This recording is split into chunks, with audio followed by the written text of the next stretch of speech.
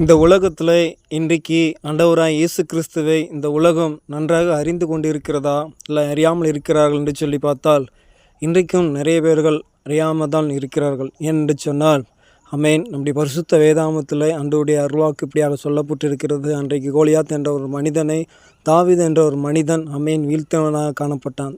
அவன் தன்னுடைய சுயபலத்தை நம்பி இருக்கலை, பெற்றவங்களை நம்பி இருக்கலை, அண்ணன் தம்பியை நம்பி இருக்கலை, கூட பிறந்த சகோதரியை நம்பி இருக்கலை.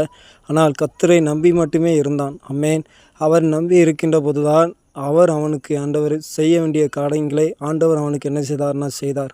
அவன் சொல்கிறான், இஸ்ரவேலில் இப்படிப்பட்ட ஒரு தேவன் இருக்கிறார் என்று சொல்லி எல்லா ஜனங்களும் அறிந்து கொள்வார்கள் என்று சொல்லி. அவனுடைய நம்பிக்கை, அவனுடைய விசுவாசத்தை, அவனுடைய எண்ணத்தை ஆண்டவராகிய யெகோவா தேவன் அன்றைக்கு என்ன செய்தார்னா உறுதிப்படுத்தினார். இன்றைக்கு உறுதிப்படுத்த நாமும் ஆண்டவருக்கு உதவி செய்வோமா? ஆண்டவர் நமக்கு என்ன செய்வார்னா அப்படிப்பட்ட